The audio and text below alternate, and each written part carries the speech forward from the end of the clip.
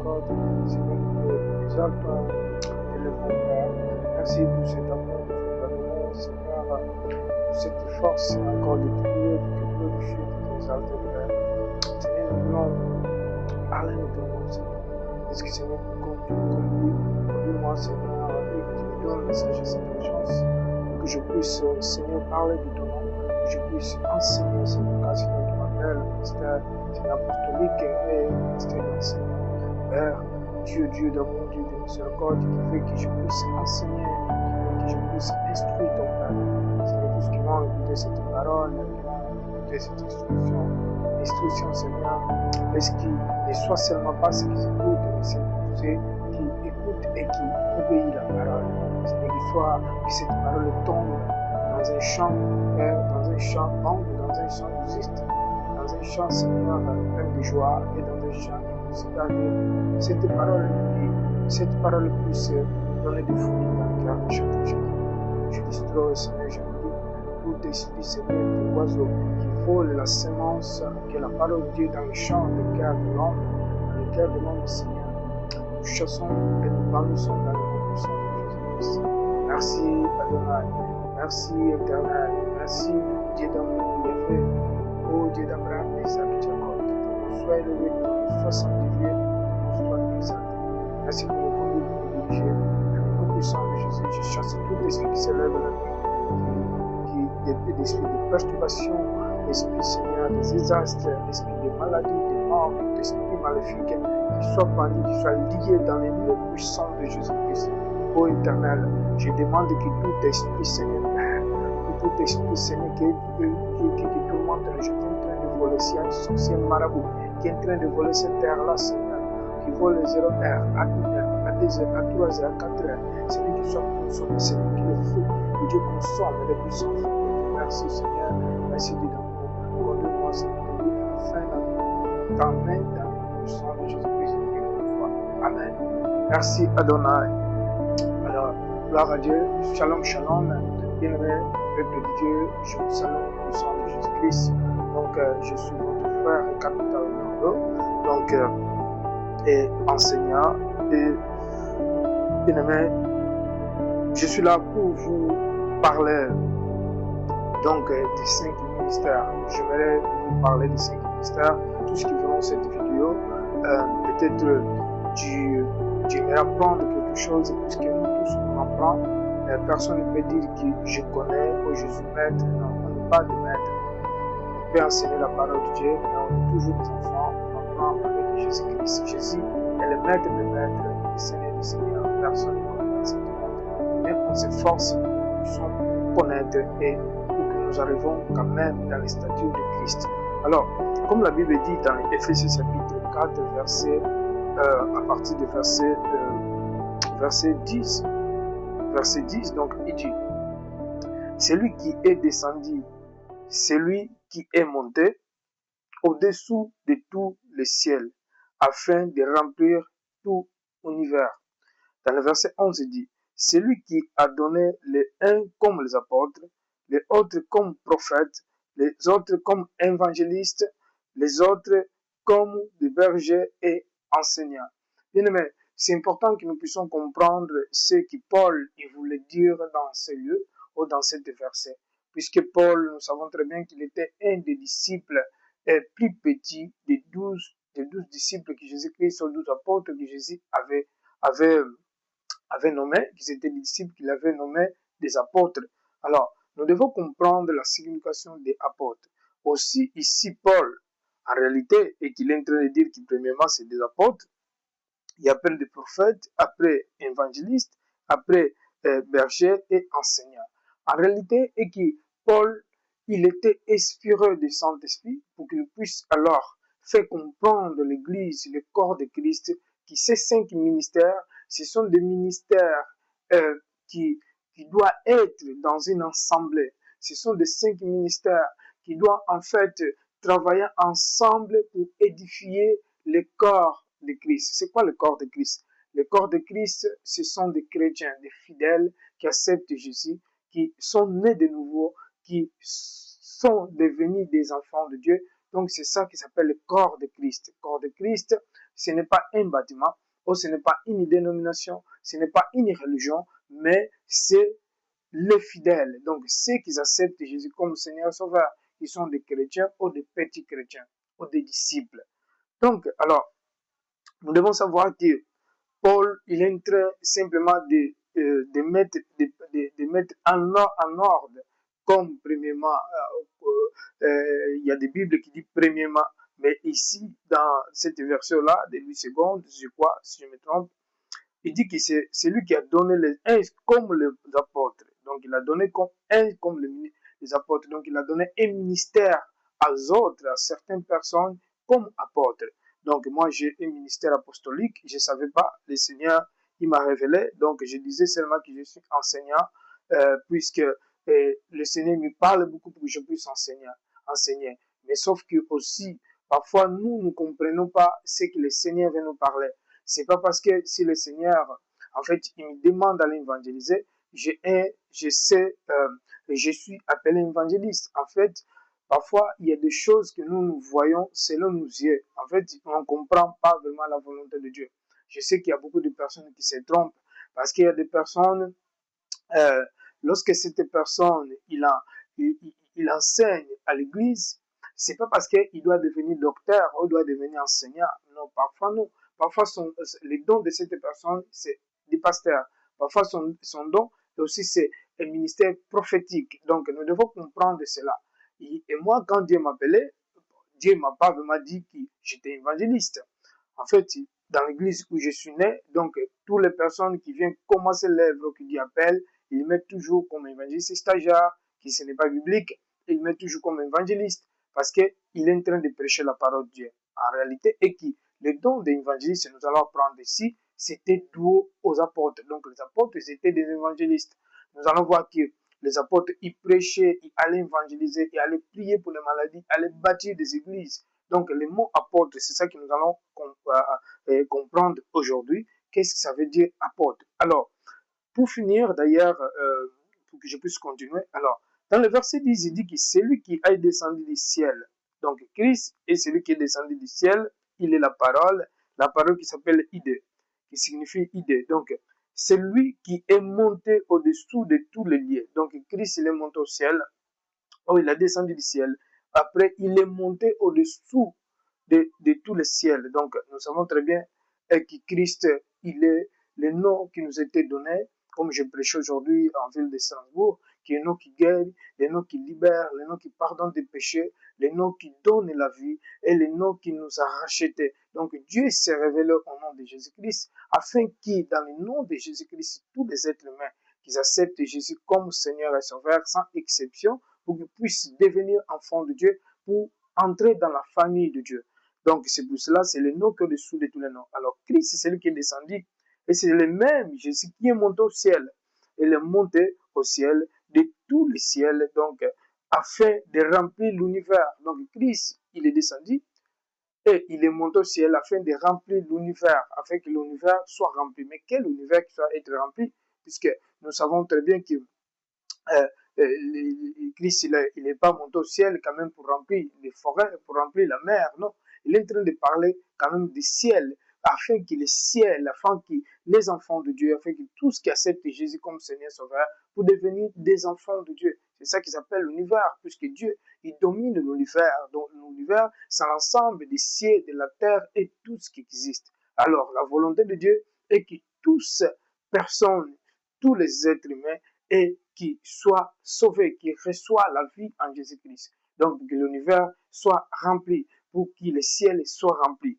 Alors, dans le verset 11, il dit qu'il a donné ses dons. Donc, ce sont des dons. Oh, c'est un ministère. Les ministères, ce sont des dons que Dieu a donnés à tous les êtres humains, sans exception. Il y a beaucoup de personnes qui parfois ignorent quand quelqu'un il dit que non, je suis apôtre, je suis prophète. Moi, je respecte tous parce que en réalité, Christ, il appelle ce qu'il veut. Ce n'est pas question de taille, ce n'est pas question d'être grand ou être petit, ce n'est pas question de, en fait, d'être riche donc, beaucoup des étudiants. Non, Dieu lui-même, c'est lui qui capacite. Moi, je ne savais pas enseigner. Je ne connaissais rien de tout, zéro. Je ne connaissais pas même qu'est-ce que ça veut dire, qu'est-ce que c'est enseigner. Je ne connaissais même pas c'est quoi prêcher la parole, la prédication de la parole. Je ne connaissais rien de tout vraiment. Et aujourd'hui, en réalité, je ne m'en vante pas. Christ, il est en train de m'enseigner pour que je puisse enseigner la parole de Dieu. Il est en train de mes capacités parce que c'est lui qui m'a donné ce don d'enseigner. Donc Dieu il insiste pour que je puisse enseigner la parole de Dieu. Alors, bien aimé, je sais qu'il y a des églises qui n'enseignent pas et ce n'est pas tout ce qui peut enseigner parce que ce don est donné par Dieu. Et pour comprendre la parole de Dieu, ce n'est pas facile. C'est un travail. Et là, je suis en train d'étudier. Je viens d'étudier. Il est déjà 1 heure. Et je suis en train de passer ce message pour enseigner quand même la parole de Dieu. Pour que demain, je puisse mettre ces enseignements dans les réseaux sociaux pour que le peuple de Dieu puisse comprendre cela. En réalité, et que si l'Église, il n'est pas enseigné, donc l'Église, il ne peut pas subsister. L'Église, il ne peut pas demeurer dans la parole. L'Église, il ne peut pas marcher selon la crainte de Dieu. Il ne peut pas aussi connaître les préceptes et les commandements qui sont dans cette Bible ou qui sont dans ce livre de la vie. Alors, il y a beaucoup de personnes qui pensent qu'un apôtre, il est au-dessous de tout. Non. Un apôtre, c'est un ministère, comme un ministère prophétique, comme un ministère pastoral, comme un ministère doctorat, comme un ministère, des docteurs, comme un ministère qui est enseignant, comme un ministère d'évangéliste, qui est l'homme qui va dans le terrain. Nous allons parler de toutes ces définitions. Et aussi, on peut avoir qu'il y a des autres ministères. On peut dire aussi le ministère des chants. Moi, je considère comme un ministère parce que c'est un appel. Donc, un ministère, c'est un appel ou c'est un don. Dieu l'appelle pour exercer un don ou pour exercer ses ministères. Alors, il y a aussi les bishops, les dons des bishops. Et donc, c'est un ministère aussi. C'est ministère d'un ancien, en fait, comme diacre. Parce que même un pasteur, il doit être un ancien. Un pasteur, il ne peut pas être jeune.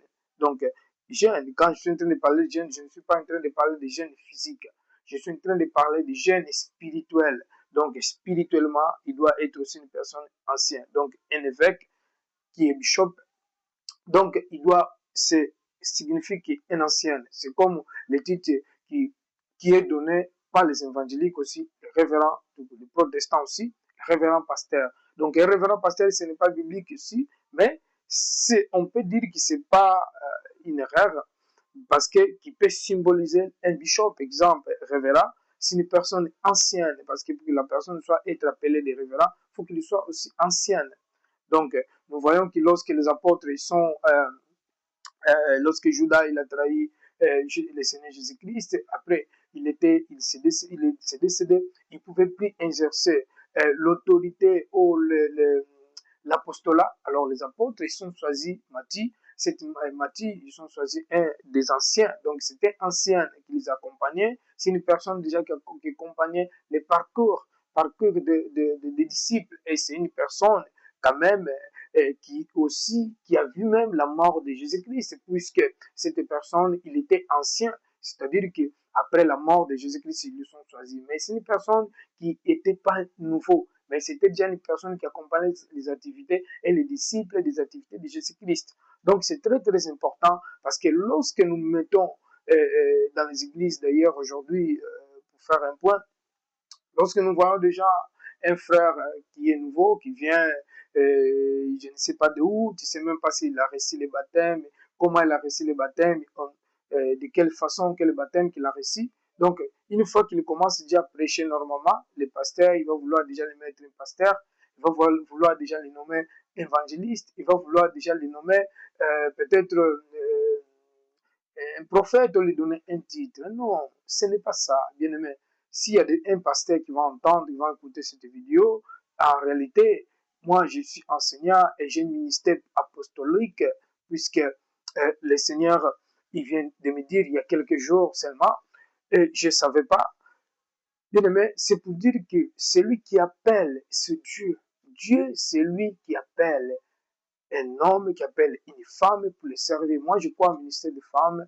Pourquoi? Parce que j'avais beaucoup de doutes sur le ministère des femmes, mais Dieu, il m'a révélé cela. Aujourd'hui, je crois fortement qu'une femme, il peut enseigner. Je crois fortement qu'une femme peut devenir serviteur, servante de Dieu. Parce que l'Esprit de Dieu, il est pour les femmes, il est pour les hommes. C'est un grand débat qui se passe aujourd'hui dans les églises. Il y en a même des pasteurs, des fidèles qui disent que lorsqu'une femme enseigne, c'est une abomination. Non. En fait, nous voyons les choses selon la chair, mais Dieu voit les choses selon l'esprit, spirituellement. Alors, c'est pas ça que je vais parler aujourd'hui. Donc, c'est pour dire que Dieu, le créateur de toutes choses, il a donné 5 mystères. Mystères, c'est les 5 ministères. Donc, c'est pour l'édification des corps de Christ. Donc, nous voyons ici dans le verset 11. Donc, c'est Dieu, il a donné ces ministères d'apostolat, des prophètes, un comme évangéliste, un comme berger et enseignant. C'est pour l'édification des corps de Christ. Donc, dans le verset 12, il dit, il a fait pour former, il a fait pour former les saints en tâche de service en vue d'édification, édifier, c'est-à-dire instruire, édifier, instruire le corps de Christ, enseigner le corps de Christ, donc instruire, parce que dans l'église, ce que les pasteurs oublient et que les fidèles, ils sont des étudiants. Et le pasteur, il est là comme professeur. Alors, dans l'église, c'est pour cela que je dis toujours que les églises, je parle du corps de Christ, ils grandissent pas parce qu'il n'y a pas des enseignants. Parce que les pasteurs, ils ont oublié ce rôle d'enseignant. Parce que les pasteurs, ils sont oubliés que les fidèles, ils doivent être enseignés, que les fidèles, ils doivent grandir. Bien aimé, on peut prêcher. Prêcher, c'est bien. Moi, dans la rue, je prêche. Mais en réalité, si tu m'invites dans une église, je ne vais pas prêcher. Je vais enseigner. Tu dois me donner le temps pour que je puisse étudier d'ailleurs une semaine, même un mois de m'inviter pour que je puisse prendre le temps d'étudier, pour que je puisse enseigner les fidèles. Parce que même les pasteurs, ils ont besoin d'être enseignés. Parce qu'il y a des pasteurs qui sont jeunes, il y a des pasteurs qui ont 3 ans, 4 ans, 5 ans, 10 ans dans le ministère, il est encore très jeune et cet pasteur, il a besoin d'être enseigné. Imaginons-nous, je vois beaucoup de pasteurs qui étaient des musulmans. Cette personne, il a grandi de toute sa vie en tant que musulman. Oh, il était, exemple, hindou. Toute sa vie, il était hindou. Toute sa vie, exemple, il était païen. Il a accepté Jésus-Christ à l'âge de 30 ans, 20 ans. Alors, cette personne, comme il était docteur, il y en a qui l'ont mis parce que cette personne, il était docteur dans le monde. Ou peut-être cette personne, il était magicien dans le monde. Ou cette personne, peut-être, il était musulman ou imam dans le monde. Quel que soit les bouddhistes ou les juifs, ils se convertissent pas beaucoup. Alors, quand il va accepter Jésus comme Seigneur Sauveur, dès 3 ans après, vous allez voir que non, nous devons mettre cette personne, on doit les consacrer en tant que pasteur parce qu'il était musulman, il est converti et aujourd'hui il doit devenir pasteur. Mais qu'est-ce que cette personne va enseigner? Il va enseigner quelle doctrine? Nous devons comprendre cela. Quelle doctrine qu'il va enseigner? Et un pasteur, exemple, qui a 5 ans, 6 ans de ministère, en tant que chrétien, et qu'il est en train d'apprendre. Alors, donnez-lui le temps. Peut-être tu peux le mettre comme un pasteur stagiaire, exemple, c'est bien un pasteur stagiaire qui peut faire 2, 3 ans, même il va commencer à stagiaire pour comprendre qu'est-ce que ça veut dire le ministère pastoral. Parce que même il y a des pasteurs qui ne sont pas formés. Et un pasteur, pour devenir pasteur, quel que soit un apôtre, quel que soit un docteur, quel que soit un évangéliste, il faut qu'il soit un appel. C'est pas parce que si la personne il évangélise, tu dois lui donner le ministère d'évangéliste. Non, ça n'a rien à voir. Parce que le ministère d'évangéliste, c'est autre chose. Évangéliser, c'est autre chose. Le ministère prophétique, la prophétie, c'est autre chose. C'est comme l'apostolat. Moi, si aujourd'hui Dieu il m'a donné, il m'a fait cette grâce, il m'a montré qui je suis réellement, puisque bien aimé, il y a des années, ça fait 30 ans que je suis chrétien et ça fait quand même 17 ans que je suis dans le ministère, que le Seigneur m'a appelé pour que je puisse lui servir quand même 17 ans, 18 ans que je suis en train de faire. Mais qu'il y a 2, 3 jours que le Seigneur, il vient me dire que j'ai un ministère apostolique. Mais je ne m'invente pas, bien aimé, je ne m'invente pas, puisque chaque chose a son temps. Chaque chose a son temps. Dieu, ce n'est pas, il fait pas les choses comme nous pensons. Et nous faisons les choses rapidement, pressées, donc comme quelqu'un qui est en train de courir. Non, les choses de Dieu, ça se fait pas comme ça. Les choses de Dieu, c'est lentement. Regarde, nous voyons beaucoup dans la Bible Dieu l'avait prophétisé qu'il devait libérer le peuple d'Israël. Mais le peuple d'Israël en Égypte, ils sont fait plus de 400 ans. Mais jusqu'à quand le Seigneur, il choisit Moïse, et Moïse, il avait 40 ans lorsqu'il va libérer le peuple d'Israël. Et nous allons voir, nous connaissons tous l'histoire de David. David, c'était une personne qui était choisie au moins à l'âge de 17 ans, si je ne me trompe pas, à l'âge de 17 ans. Et à cet âge-là, mais il a vaincu encore plus de 23 ans, même plus, pour qu'il devienne roi. Parce que lorsque Samuel, il va oindre David, mais il n'a pas régné tout de suite. Pourquoi les peuples de Dieu sont pressés? Pourquoi les peuples de Dieu, il fait blasphémer le nom de Dieu? Il fait profaner le nom de Dieu. Il y en a des pasteurs qui ne savent pas enseigner. Mais n'enseigne pas.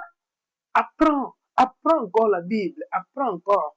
Tu deviens pasteur à cause de l'argent. Tu deviens pasteur parce que il y a quelqu'un qui t'envoie, lui aussi, il ne connaît pas ton ministère, il ne connaît pas ton appel, il va t'envoyer seulement lui-même, il ne connaît pas qui il est. Donc, ce n'est pas comme ça. Vous savez que la Bible dit que le jugement, il va commencer dans l'église. Et bien aimé, Dieu, il va se sévère pour ceux qui profanent le nom de Dieu, pour ceux qui jouent avec le nom de Dieu, pour ceux qui sont devenus des pasteurs à cause de l'argent, parce qu'il a envie de devenir pasteur, parce qu'il a envie de devenir un enseignant et qui ne sait même pas qu'est-ce que ça veut dire un enseignant, et parce qu'il a envie de devenir un évangéliste. Et beaucoup dans les églises, ils pensent que le ministère évangélique, n'importe qui peut devenir évangéliste. Non, ce n'est pas ça. Ce n'est pas ça. Tu peux prêcher. Moi, je prêchais avant de mon appel, quand j'ai accepté Jésus-Christ comme Seigneur Sauveur, si je ne me trompe pas, en 1998 ou 1997, en Angola, qui est mon pays d'origine. Donc, j'ai prêché la parole depuis le jour que j'ai évangélisé, j'étais baptisé. J'ai aimé beaucoup aller évangéliser avec des pasteurs. Je vivais seulement, ou je vainquais seulement avec des pasteurs, des diacres et des pasteurs. Donc, j'allais évangéliser avec des diacres, des pasteurs, avec des diacres. Je ne marchais pas avec un simple fidèle. Et c'est pour cela que j'ai grandi très vite. J'ai grandi très très vite, mais j'ai jamais voulu servir Dieu. J'ai jamais voulu ça. J'ai détesté de servir Dieu. Ça, c'est mon témoignage. J'ai détesté servir Dieu, puisque déjà, je ne savais même pas parler, je ne savais même pas prêcher. Donc, j'ai détesté servir Dieu. Et ce n'est pas à cause de ça. Parce que j'ai jamais voulu quand même, j'ai jamais eu cette vocation et cette volonté pour dire que non, je vais servir Dieu. Non. Mais quand Dieu m'appelait, je devais accepter. C'est une obligation. Dieu m'appelle, bon, il se manifeste en moi, il se révèle en moi. Donc, à travers l'humanité, sachez-le que à travers des péchés d'Adam et Ève, mesdames et messieurs, c'est ça qui a fait que la relation avec Dieu et l'homme, elle était brisée, parce que Dieu avait créé l'homme à son image, et il a interdit pour ne pas manger le fruit du bien et du mal, qui est le commandement ou la parole de Satan. Vous savez très bien, vous tous, que Satan, c'est l'arbre du bien et du mal. Jésus-Christ, c'est l'arbre de vie. Alors, il y a beaucoup de personnes qui disent que peut-être ce qu'Adam et Ève sont mangés, c'était la pomme, mais ce n'était pas une pomme. C'était la parole de Satan, parce que la parole de Satan, c'est comme une fruit du mal. Et la parole de Dieu, c'est comme les fruits du bien, ou si vous voulez, de la vie, parce que Jésus-Christ, il est la vie. Comme il est écrit aussi dans sa parole, Jésus dit, je suis la lumière du monde. Donc, je crois que c'est dans Luc 9, 5, si je ne me trompe pas. Donc, il a dit, je suis la lumière du monde. Donc, Satan, il était le porteur de lumière, celui qui portait de lumière, mais il n'était pas la lumière. Il y a beaucoup de personnes aujourd'hui qui pensent que Satan, il est la lumière. Mais Satan, il était le porteur de lumière. C'est comme une lampe. Si une lampe n'a pas de lumière, donc il ne peut pas lui, donc il ne peut pas donner la lumière. À Jésus-Christ, il est la lumière. C'est comme nous voyons Jean-Baptiste, il est venu aussi dans ce monde. Il était la lampe, les lampes qui donnaient la lumière, puisque dans une lampe, il y a la lumière. Et la lumière, c'est Jésus. Un chrétien ou un être humain qui n'a pas de lumière, donc il est la lampe, mais s'il n'a pas de lumière, il n'a pas la parole de Dieu, donc il ne peut pas luire, il ne peut pas donner la clarité ou la lumière. C'est pour cela, mesdames et messieurs, j'aimerais vous partager pour vous dire que Jésus-Christ est mort sur la croix. Parce que vous et moi, on était tous séparés. Personne ne pouvait être sauvé. Personne ne pouvait voir Dieu ou revoir Dieu, puisqu'Adam et Ève étaient ensemble avec Dieu. C'est pour cela, Jésus-Christ, il a donné sa vie aujourd'hui, il est mort sur la croix, il a ressuscité aujourd'hui, c'est son jour de la résurrection, dimanche. Donc c'est pour cela que j'aimerais vous partager, pour vous dire que Jésus t'aime. Et peut-être tu peux avoir cette occasion de le chercher, d'avoir une relation avec lui. Ce n'est pas question de la religion ou d'une dénomination, mais c'est une question d'une relation, de vivre avec Jésus-Christ dans une relation et pour l'éternité. Merci pour m'avoir écouté, mesdames et messieurs.